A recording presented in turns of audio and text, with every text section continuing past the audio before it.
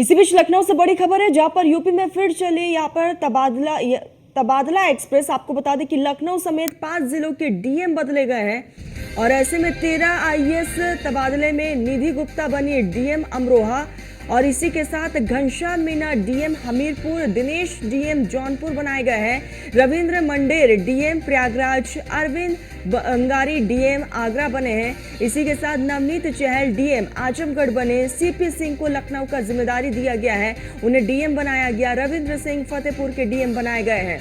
तो ये प्रशासनिक फेरबदल जो है वो देखा गया है और कई बड़ी जिम्मेदारी दी गई है। तो नवनीत चहल को आजमगढ़ का डीएम बनाया गया है, आजमगढ़ की जिम्मेदारी उन्हें सौंपी गई।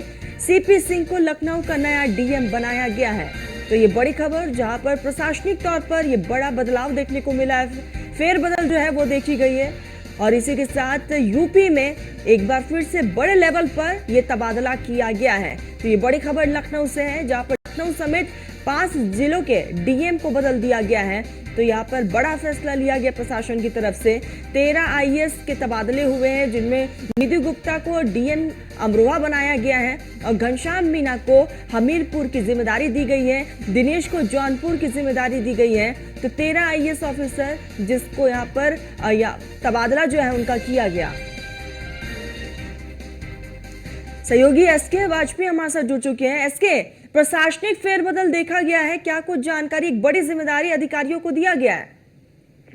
बिल्कुल निश्चित तौर पर बड़े पैमाने पर यूपी में देर रात आईएएस अफसरों के तबादले किए गए हैं, जिसमें 5 जिलों के जिलाधिकारी भी बदले गए हैं। हालांकि इसमें राजधानी लखनऊ के जिलाधिकारी भी हटाए गए हैं और उनकी जगह पर सीपी सिंह लखनऊ के नए जिलाधिकारी होंगे, जो कि बुलंदशहर के जिलाधिकारी थे। उसके अलावा दिनेश सिंह जौनपुर के, रविंद्र मंडेर प्रयागराज के और अरविंद बंगारी आगरा के जिलाधिकारी बने हैं। वहीं नवनीत चहल को आजमगढ़ डीएम बनाया गया है। तो निश्चित तौर पर अगर हम देखें तो लगातार उत्तर प्रदेश सरकार की तरफ से ऐसे अधिकारियों को बदला जा रहा है जो लंबे वक्त से एक पद पर तैनात थे, क्योंकि उत्तर प्रदेश में चुनाव था और चुनाव के चलते जो अधिकारी थे उनके तबादलों पर रोक लगा दी गई थी।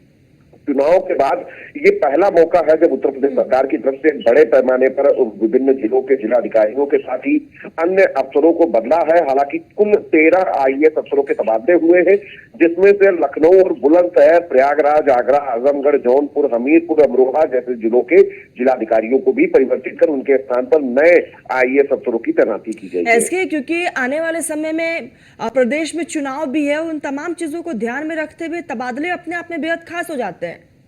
बिल्कुल निश्चित तौर पर जो मुख्यमंत्री योगी आदित्यनाथ की तरफ से सीएम डैशबोर्ड व्यवस्था लागू की गई है, जिसमें सभी जिलों की मॉनिटरिंग मुख्यमंत्री कार्यालय की तरफ से की जा रही है। ऐसे आईएएस ऑफिसर्स या फिर आईपीएस ऑफिसर्स जो कहीं न कहीं सरकार की चीजों को जमीनी स्तर तक इम्प्लीमेंटेशन नहीं करा पा रहे हैं, या उसके अलावा जो विभिन्न शिकायतें मुख्यमंत्री के आईजीआरएस पोर्टल से लेकर 10-76 तक आने वाली शिकायतों को पूरी तरीके से निस्तारण नहीं करा पा रहे हैं, ऐसे अधिकारियों को मुख्यमंत्री ने पहले ही निर्देशित किया था कि उनको उनके पदों से हटाया जाए। हालांकि इस क्रम में कल देर रात बड़े पैमाने पर तबादले हुए और उन तबादलों के जरिए कहीं न कहीं उत्तर प्रदेश सरकार की तरफ से एक बड़ा मैसेज भी सीधे तौर पर दिया गया। और इस मैसेज के जरिए लखनऊ जो कि प्रदेश की राजधानी है, वहां के भी जिलाधिकारी को हटाकर नए जिलाधिकारी की तैनाती कर दी गई। बिल्कुल एसके, और इससे भी साफ है कि सीएम योगी आदित्यनाथ लगातार हर एक जिले की खुद मॉनिटरिंग कर रहे हैं